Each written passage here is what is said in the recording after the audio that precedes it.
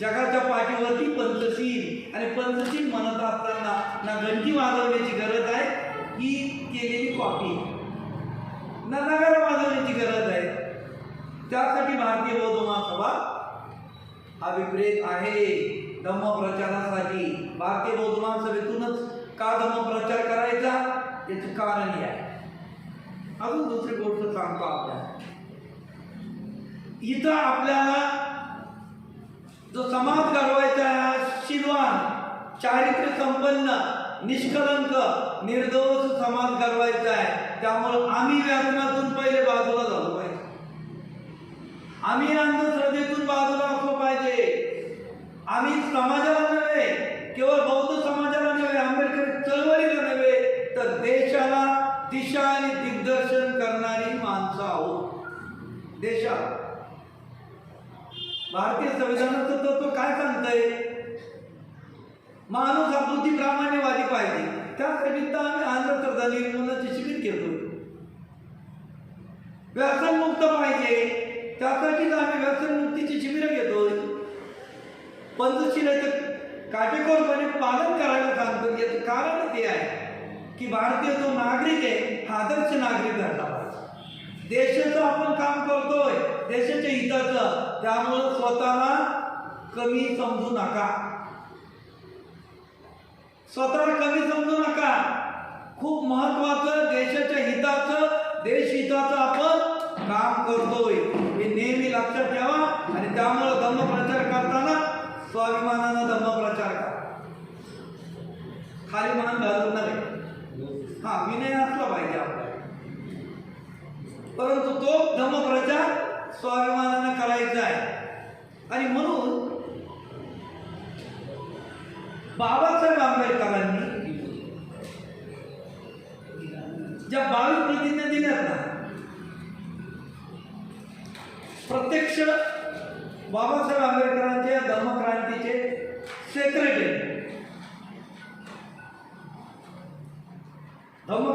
Secretary कार्यक्रमाचे वामनराव गोडबोले, आता 3-1 वर्ष झाले त्यांचं निधन झालं.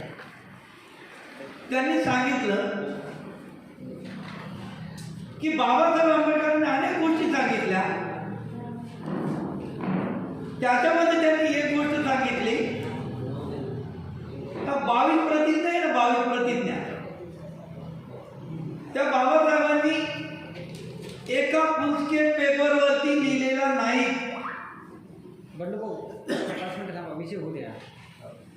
22 प्रतिज्ञा एका पुस्तके पेपरवरती लिहिलेला नाही. त्या 22 प्रतिज्ञा लिहिण्यासाठी बाबासाहेबांनी 22 ड्रॉइंग पेपर मागवले. 22 ड्रॉइंग पेपर. आणि मग त्या मोठमोठ्या अक्षरात 22 पेपरवरती त्या 22 प्रतिज्ञा लिहिलेल्या आहे. कुठल्या पुस्तकात वाचायला मिळणार नाही तुम्हाला. हा अनुभव आहे त्यांचा. हा याची पडताळणी करू शकता तुम्ही. मग ज्यावेळेला बौद्ध धर्माची दीक्षा घेतली बाबासाहेबांनी महात्मा चंद्रमणी यांच्या हस्ते, त्यावेळेला बाबासाहेबांनी विचारलं, बंदे मी बौद्ध झालो? म्हटलं हो. मी दीक्षा देऊ शकतो? म्हटलं हो. उपासकांना तोपर्यंत मधल्या काळामध्ये बौद्ध धर्माचा ऱ्हास का झाला? साधारण 5व्या शतकाच्या नंतर उपासकांना धम्मदीक्षा देण्याचा अधिकार बौद्ध धर्मामध्ये नव्हता. क्रांती घडवली बाबासाहेबांनी, म्हणजे हिंदू धर्मातून बौद्ध धर्मात आलो. एवढ्या पुरती क्रांती मर्यादित नाही, ती क्रांती बौद्ध धर्मामध्ये देखील घडवली बाबासाहेबांनी. बाबासाहेबांनी लिहिलेल्या पुस्तकात बाबासाहेब आंबेडकर म्हणतात की धम्माचा ऱ्हास का झाला हे समजलंच नाही. धम्मदीक्षेचे 2 प्रकार आहेत, एक संघ दीक्षा आणि दुसरी धम्मदीक्षा. आपण जे घेतोय ती धम्मदीक्षा आहे उपासकांची. ही धम्मदीक्षाच लोक पाहू विसरलो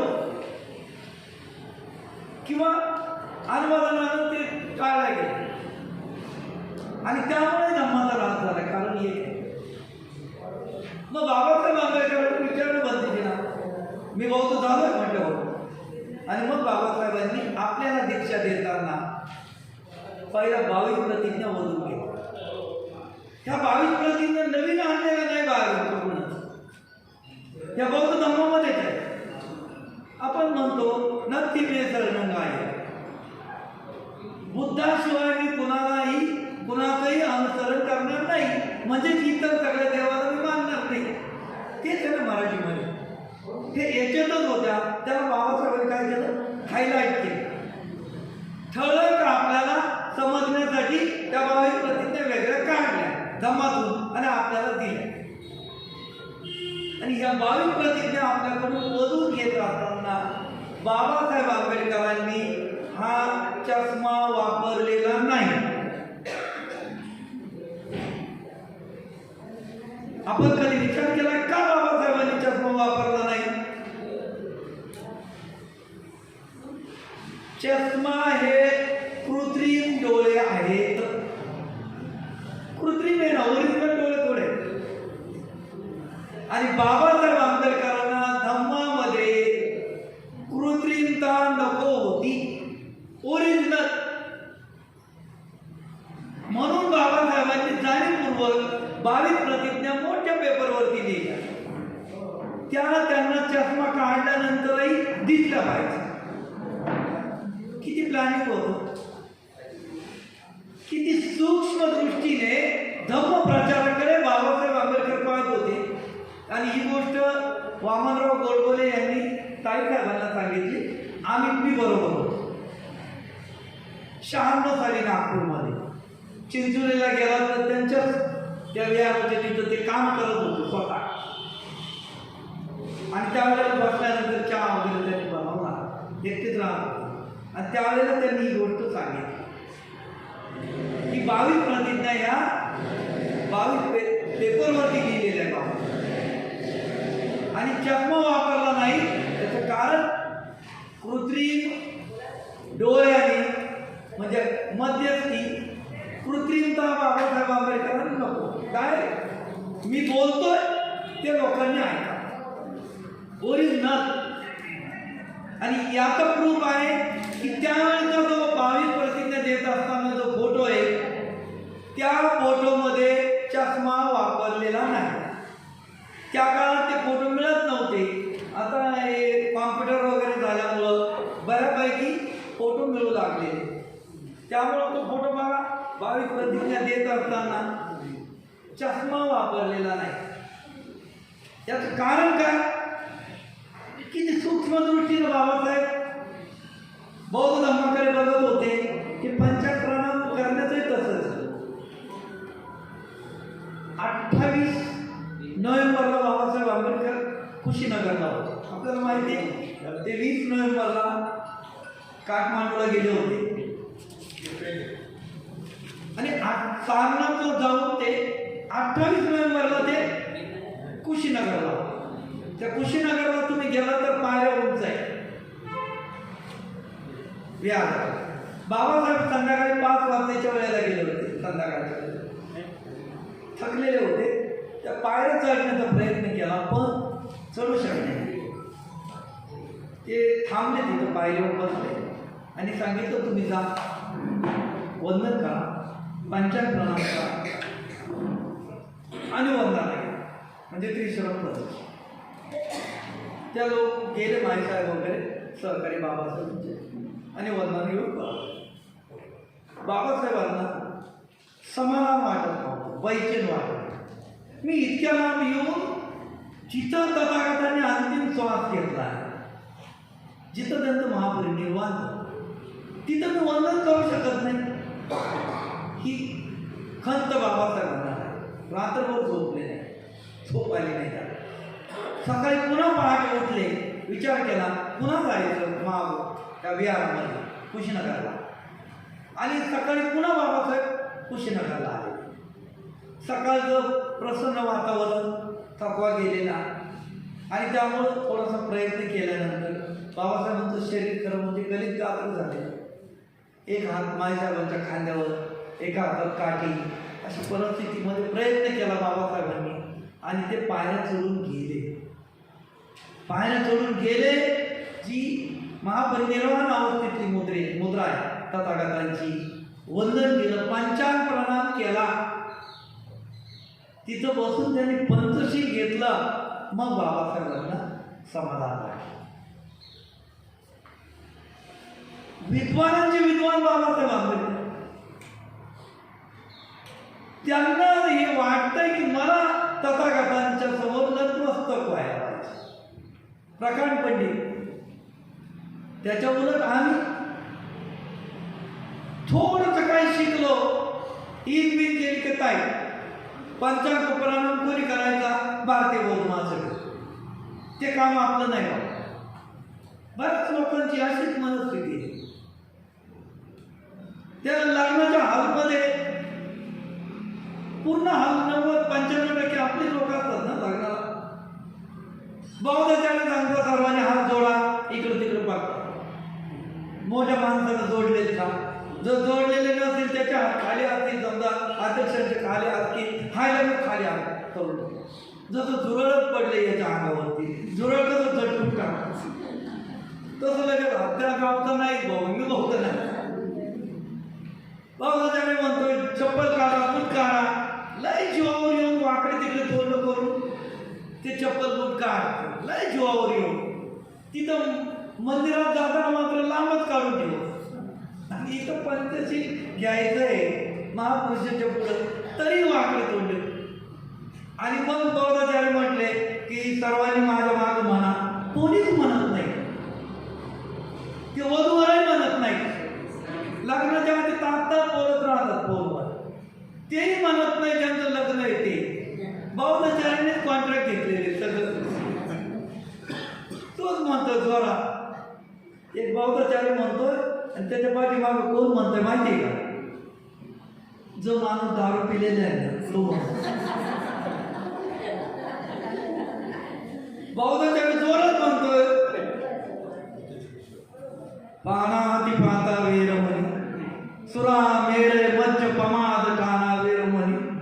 तो जो माणूस पिलेला आहे ना तो जोरात म्हणतोय सुरा मेरे मच्च पमाद काना वेरमणी.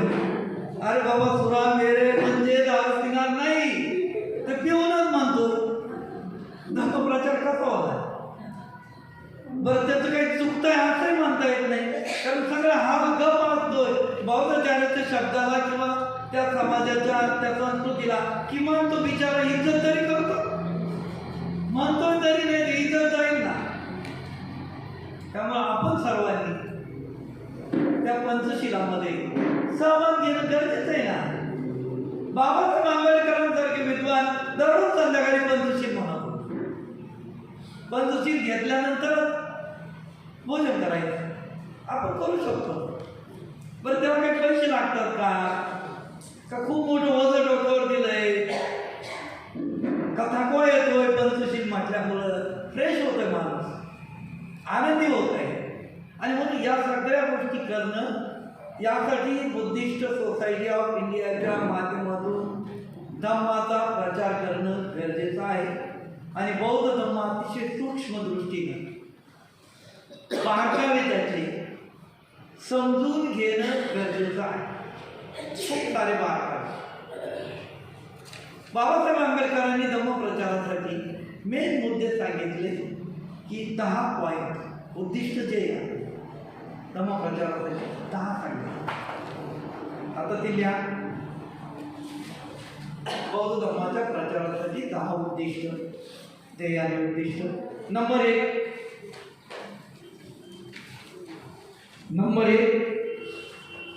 भारतात बौद्ध धर्माचा प्रचार करणे. टार्गेट आहे आपल्यासमोर, भारतामध्ये बौद्ध धर्माचा प्रचार करणे.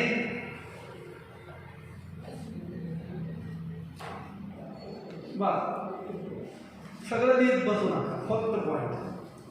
आता आपल्यासमोर टार्गेट आहे यवतमाळ जिल्ह्याच्या कानाकोपऱ्यामध्ये बौद्ध धर्माचा प्रचार आणि प्रसार कर. माध्यम वेगवेगळी असतील, वंदनेच्या माध्यमातून, पर्यटनाच्या माध्यमातून, शिबिराच्या माध्यमातून, वेगवेगळ्या माध्यमातून परंतु जिल्ह्यामध्ये बौद्ध धर्माचा प्रचार आणि प्रसार करणे हे आपल्यासाठी टार्गेट आहे, प्रत्येक कार्यकर्त्यासाठी. त्यासाठी तालुक्याच्या शाखा निर्माण करणे, तालुका ग्राम शाखा निर्माण करणे आणि ग्राम शाखांनी गाव खेड्यापर्यंत जाणे, वाडी वस्तीपर्यंत जाणे, हे टार्गेट आहे आपल्यासाठी. नंबर 2चा पॉईंट आहे पुढचा, बौद्ध वंदनेसाठी विहार बांधणे. बौद्ध वंदनेसाठी विहार बांध.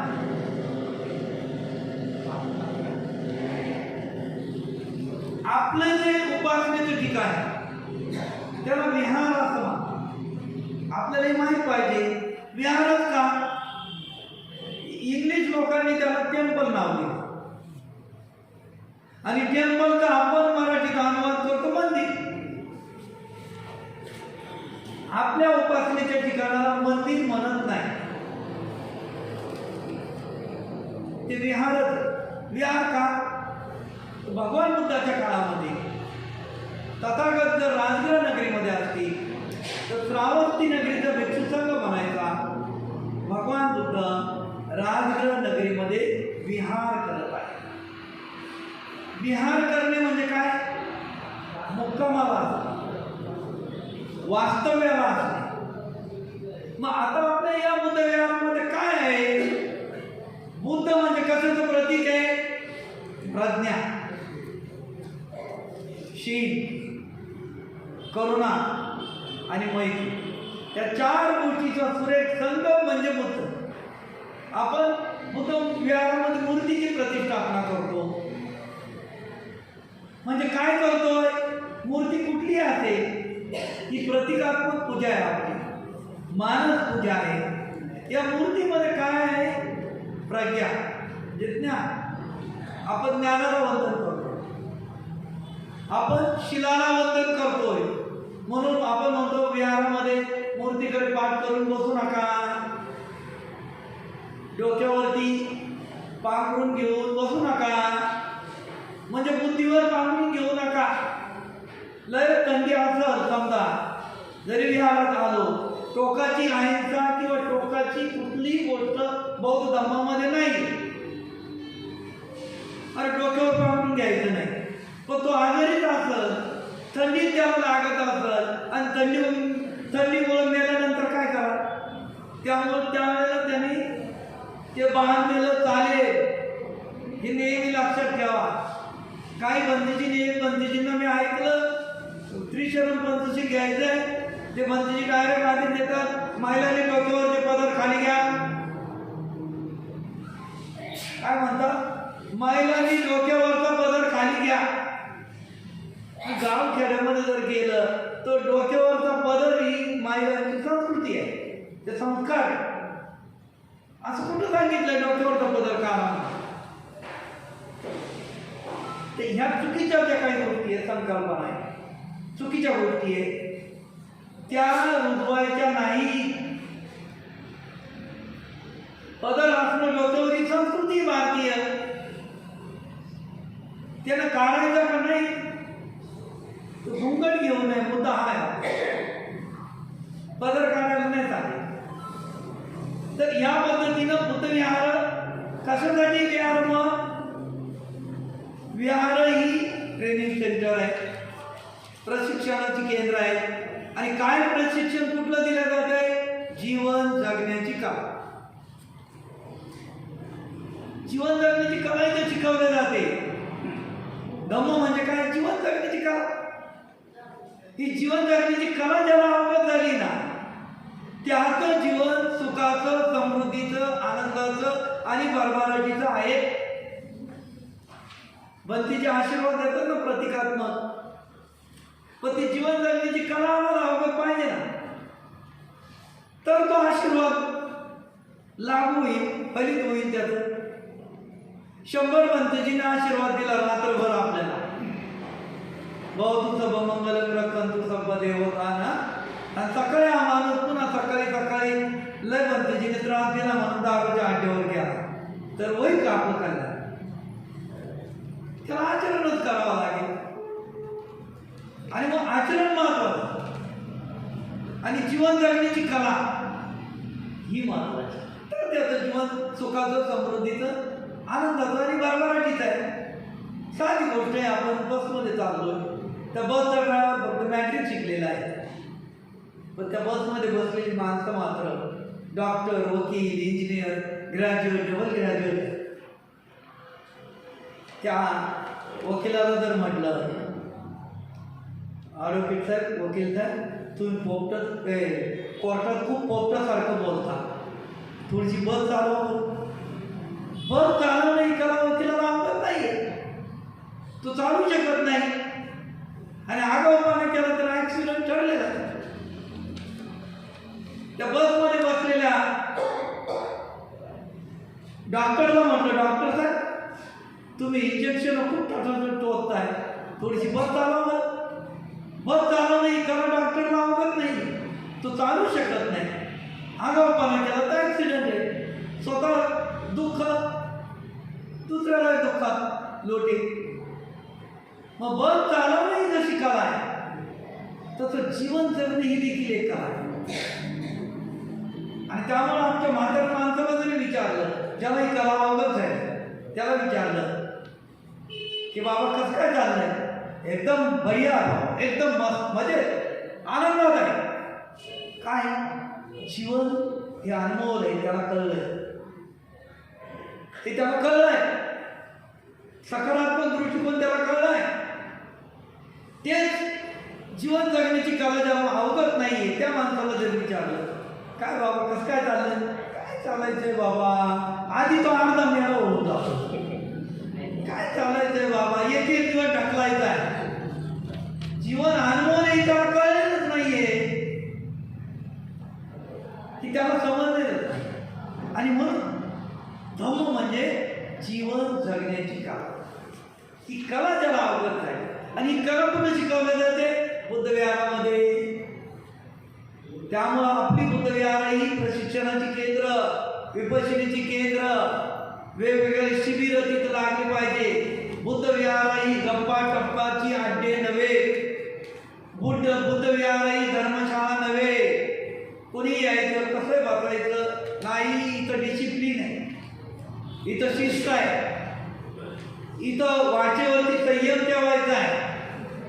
त्या हॉलमध्ये विहारात आल्यानंतर, आता आपलं 18 तारखेला लोकार्पण झालंय, ही हॉलमध्ये ना आल्यानंतर जिथं आपण वंदना घेतो त्या हॉलमध्ये सायलन्स मोडच असावा.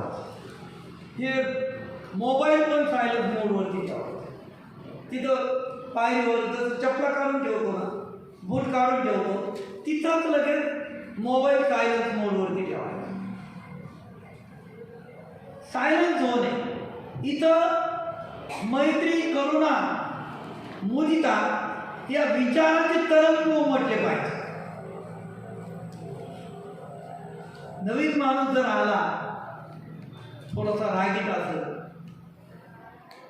जास्त बोलणारा असेल, बडबड करणारा असेल, पण इथं इकडं तिकडं बघितलं कोणीच कोणाशी बोलत नाही, शांतपणे आपलं प्रत्येक जण निमूटपणे काम करताय.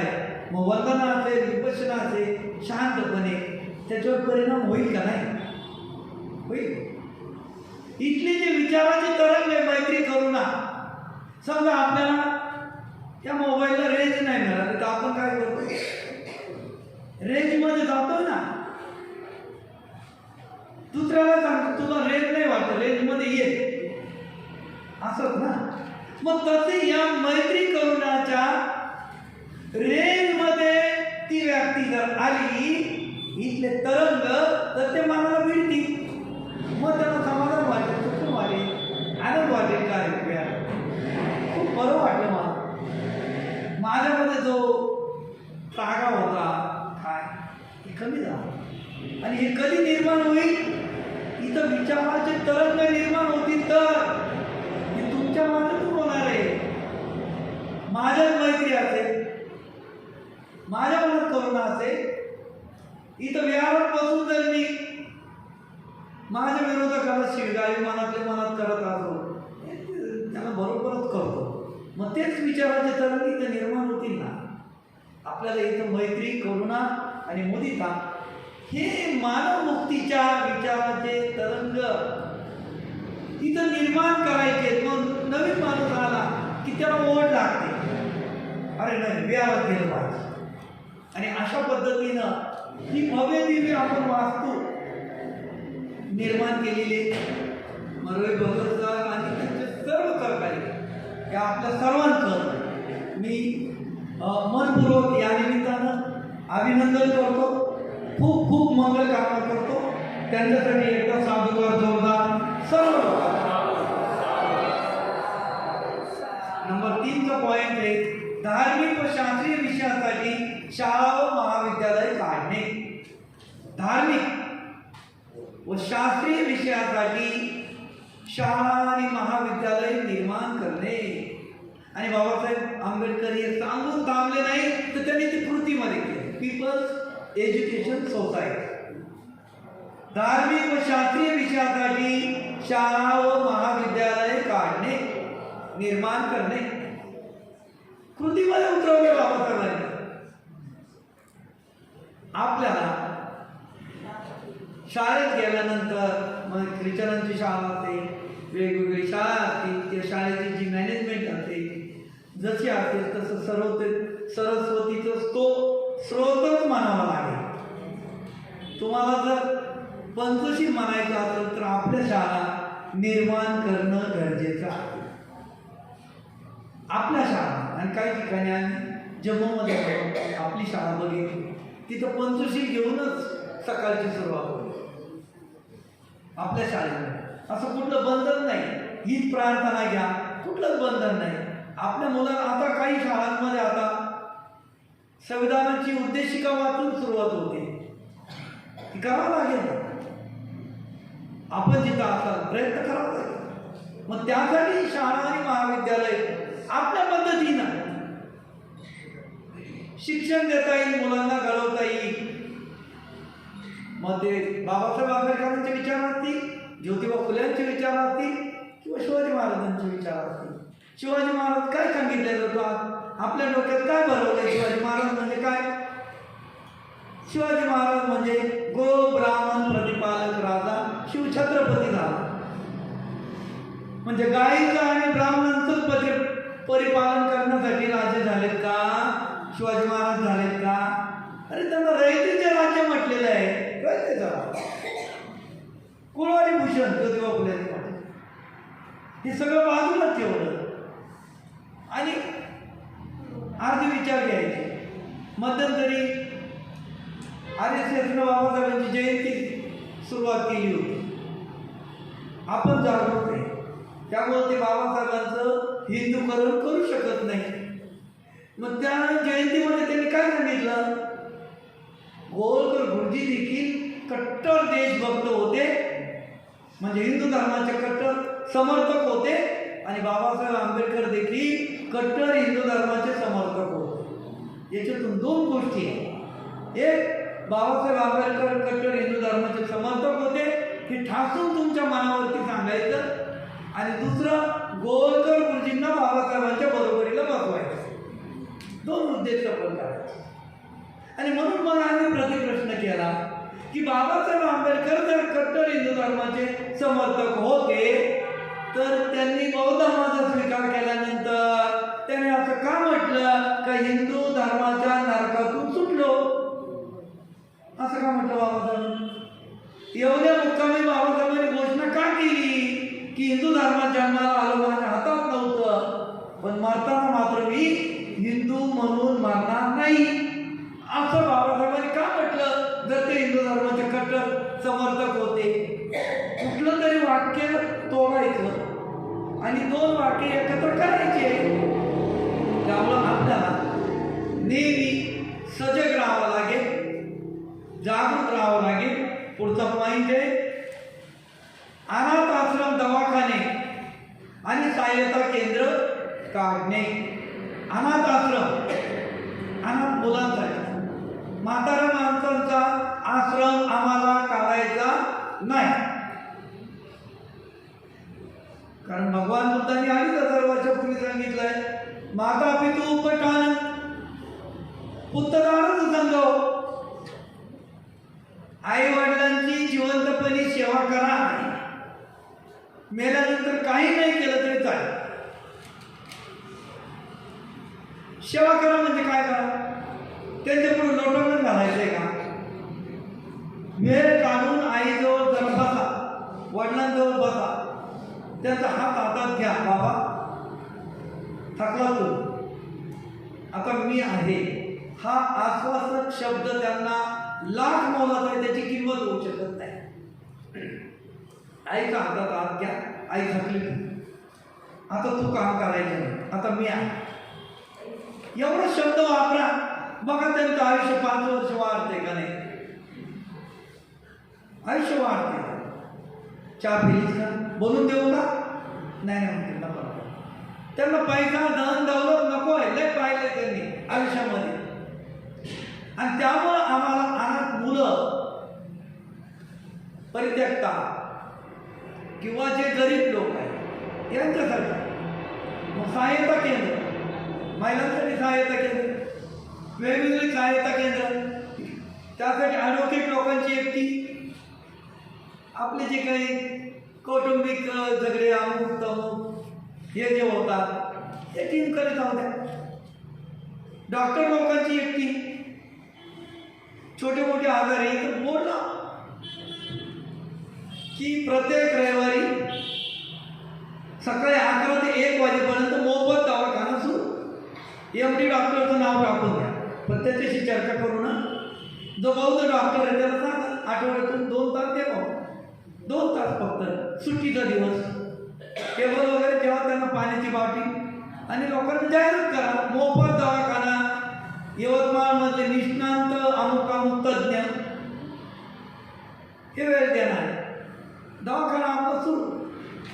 त्यांना सांगा 2 डॉक्टरांनी जर 2 तास दिले तर आपला 11 ते 1 वाजेपर्यंत दवाखाना सुरू आहे. 4 डॉक्टरांनी वेळ दिला 11 ते 3, 6 डॉक्टरांनी वेळ दिला 11 ते 6, आणि 8 डॉक्टरांनी वेळ दिला तर 11 ते 9 असा दवाखाना सुरू होईल. किमान आठवड्यातून 1 दिवस तो सुरू करा. अजून लोकांना वाटलं, प्रेरित झाले, उत्साह वाटला, आनंद वाटला, अजून डॉक्टरांनी वेळ दिला, 3 दिवसातून दवाखाना सुरू करा. दिसा बघा सुरू होतो दवाखाना.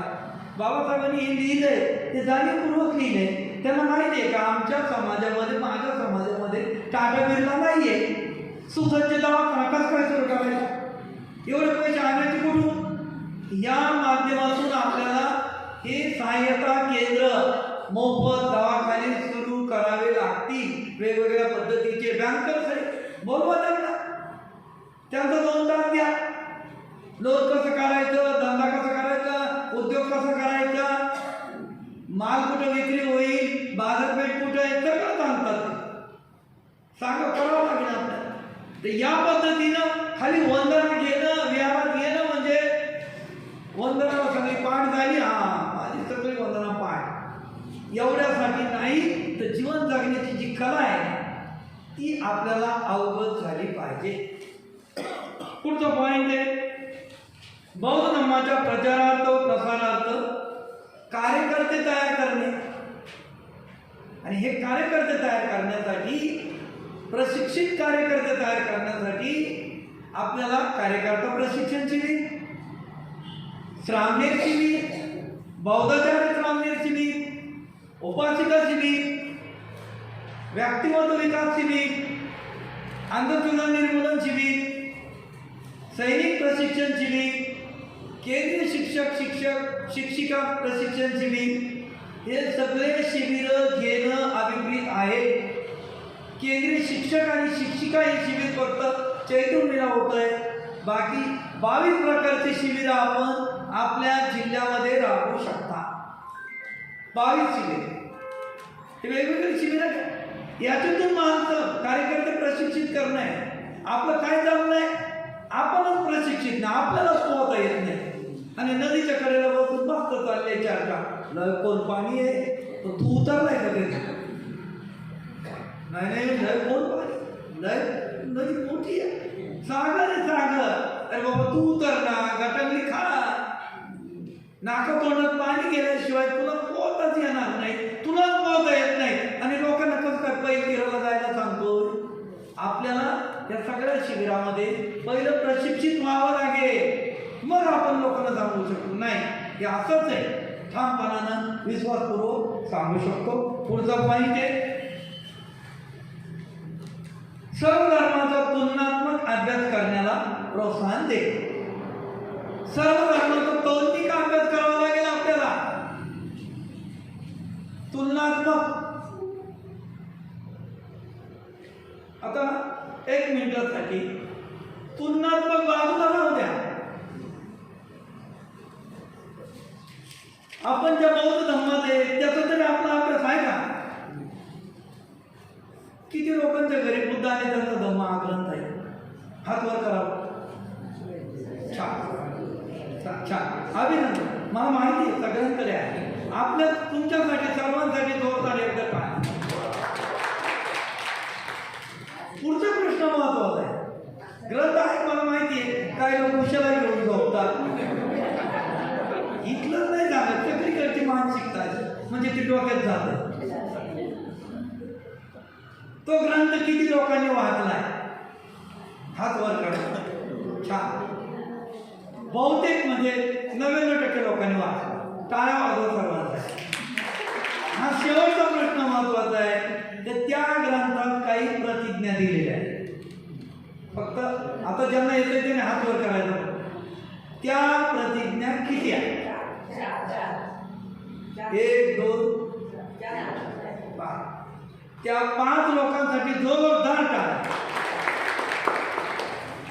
असं बारकाईनं आपल्याला अभ्यास करणं गरजेचं आहे.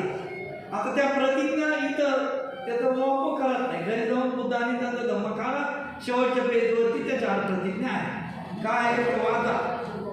म्हणजे आपल्याला इतक्या सार येतो, त्या संपूर्ण ग्रंथाचा सार आहे त्या प्रतिज्ञा. इतक्या अनमोल आहेत त्या प्रतिज्ञा. बऱ्याच वेळेला आपण ग्रंथ वाचून झाला का ठेवून देतो. प्रतिज्ञा बऱ्याच लोकांना माहीतच नाही. असं वाचन, असा अभ्यास आपल्याला करावा लागेल, तर खऱ्या अर्थानं आपलं धम्मप्रचारक आहोत किंवा होऊ शकतो. पुढचा पॉइंट आहे हा, तर या तौलनिक अभ्यास, तुलनात्मक अभ्यास होतं काय माहिती आहे का? श्राम्य शिबिर होतं आपल्या बुलढाणा जिल्ह्यामध्ये आणि मी आलो होतो शिक्षक म्हणून. तर आमचा संघ बसला असा, भोजनाला वेळ होता, विहारात बसलो आम्ही आणि तिथं बाहेर भोजन चालतं. आम्ही थोडं लवकर गेलो. तर शिबिरात बसल्यानंतर आपली श्रद्धा म्हणजे फुगा हवा भरून भरून भरून श्रद्धेची ती श्रद्धा खूप आरवर आलेली असते ना, सहनच करत नाही काही कुठलीच गोष्ट, महिला असो पुरुष असो. तर झालं काय, समोरून एक शाहीर आला. त्याच्या गळ्यात काळा दोरा होता आणि हातात काळा दोरा होता. आणि या संघाच्या तिथं आला तो, सगळे लोक त्याला ओळखत होते. तर ही श्रद्धा यांची खूप मोठी बळावलेली ना, आरवर आलेली एकदम. तेव्हा तो एक भिक्षू म्हणजे श्रामणे म्हटला,